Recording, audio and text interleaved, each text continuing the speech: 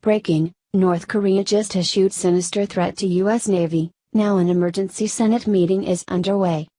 Kim Jong-un is absolutely nuts, and I don't think anyone will argue with me on that. It seems that this madman is doing his best to push the entire world into nuclear war. The erratic behavior by the North Korean regime has given those in DC reason to be very concerned. Now, those concerns have only been grown after North Korea's latest threat to the U.S. Navy. Yesterday, North Korea further escalated tensions with the United States. Instead of North Korea heeding President Trump's warnings to stand down, Kim Jong-un only upped the ante. According to a Reuters report, North Korea said that they would sink President Trump's armada if they felt threatened. Trump ordered that the USS Carl Vinson carrier strike group sail to the Korean peninsula in response to the growing tensions. Which seems pretty logical to me considering that Kim Jong-un has been letting off missiles into the Sea of Japan. Our revolutionary forces are combat ready to sink a U.S. nuclear-powered aircraft carrier with a single strike, the Rodong Sinmun, the newspaper of the North's ruling Workers' Party, said in a commentary.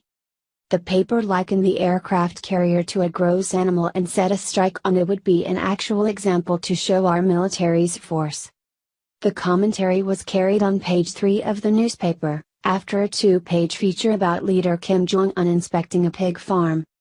After these threats were discovered, President Trump made an unprecedented move. He called the Senate to the White House to be briefed on the tensions. The briefing is so that all 100 members of the Senate are aware of the North Korean situation.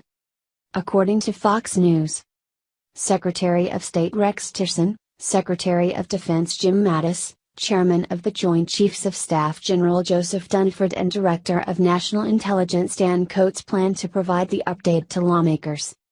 It is rare for the entire Senate to be invited to such a briefing.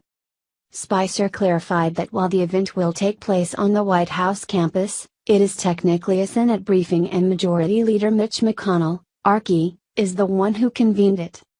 The briefing, first reported by Reuters, was confirmed after President Trump earlier spoke to the leaders of both China and Japan. Trump spoke by phone with Chinese President Xi Jinping and Japanese Prime Minister Shinzo Abe. Xi told Trump that China strongly opposed North Korea's nuclear weapons program and hoped all parties will exercise restraint and avoid aggravating the situation, according to Chinese broadcaster CCTV. Trump hopes China could increase pressure on its isolated ally instead of using military options or trying to overthrow Kim Jong-un's regime. Trump and Abe agreed to urge North Korea to refrain from provocative actions. Meanwhile, U.S. commercial satellite images indicated increased activity around North Korea's nuclear test site, while Kim has said that the country's preparation for an ICBM launch is in its final stage. South Korea's defense ministry has said the North appears ready to conduct such strategic provocations at any time. South Korean acting Prime Minister Hwang Kyo-ahn has instructed his military to strengthen its immediate response posture in case North Korea does something significant on the April 25th anniversary of its military. North Korea often marks significant dates by displaying military capability.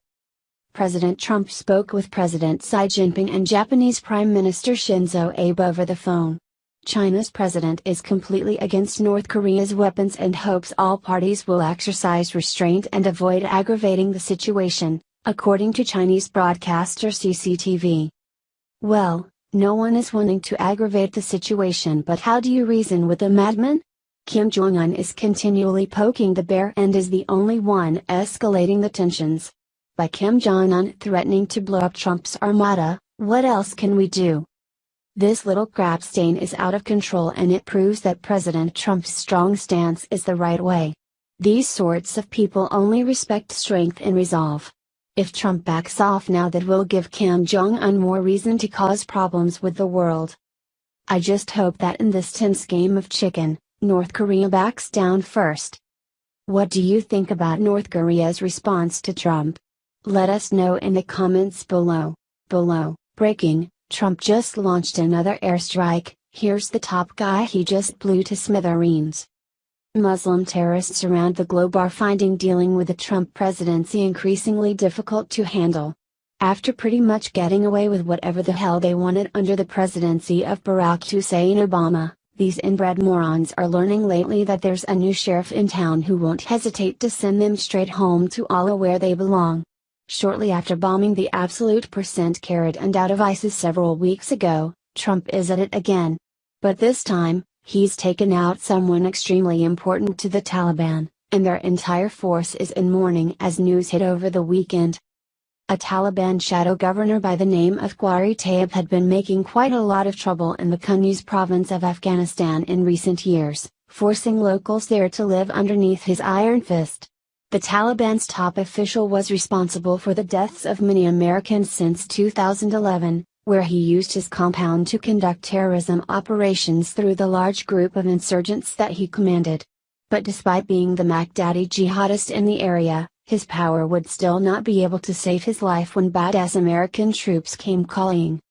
In a report just released, the Pentagon confirms that President Trump's latest airstrike devastated Taliban forces, taking out their commander Qari Tayyib in the process. The strike was part of ongoing efforts to deny Taliban freedom of movement in the area, the release added. The strike reportedly targeted a compound Tayyib owned and used for insurgents in the area. 8 additional Taliban fighters were killed in the strike. Qari Tayyib had been on our military's target for quite some time, but under Obama, Tayyib's death never came. The UK Guardian reveals how these shadow governors act behind the scenes, directing activities of Taliban insurgents in each province, where their power in southern Afghanistan is getting out of control. Thanks to Obama and his treasonous antics of empowering our enemies while doing little to stop the advancement of ISIS and the Taliban, now President Trump is having to clean up this horrendous mess. Thank goodness that we finally have a president who is on America's side, however, and will not stop until these vermin are eradicated off the face of the planet. The UK Guardian has more details on the airstrike. The Pentagon said on Saturday Qari Tayyib, a Taliban shadow governor in Afghanistan who evaded coalition forces for 6 years, has been killed. In a statement, U.S. forces in Afghanistan said Tayyib was killed in a 17th of April airstrike in the Archi district of Kunduz province.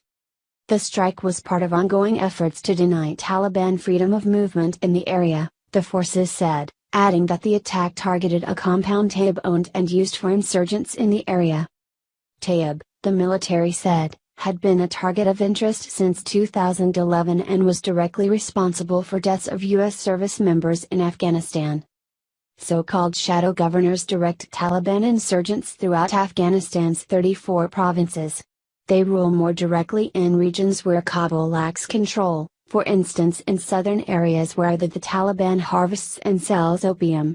The Taliban announced the deaths of 2 other shadow governors earlier this year, killed in separate strikes. 8 additional Taliban fighters were killed in the 17th of April strike, the Pentagon said, and no other casualties or damage were associated with this strike. On Friday, more than 100 Afghan soldiers were killed by about 10 Taliban militants who disguised themselves as army personnel and infiltrated a base in a northern province. Suicide attackers had hidden bombs in fake casts and medical equipment, according to one official. Others were armed with automatic rifles.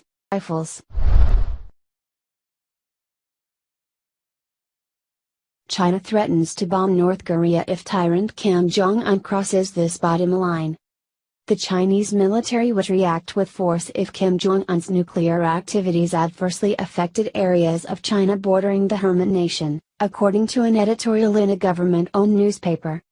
The article in the Communist Party-affiliated Global Times stressed the North's nuclear facilities must not put northeastern regions of China in danger. The editorial said, China has a bottom line that it will protect at all costs, that is, the security and stability of northeast China. If the bottom line is touched, China will employ all means available including the military means to strike back. By that time, it is not an issue of discussion whether China acquiesces in the U.S. blows, but the Chinese People's Liberation Army, PLA, will launch attacks on North Korean nuclear facilities on its own. The Chinese provinces of Liaoning and Jialing border the tiny nuclear-armed dictatorship.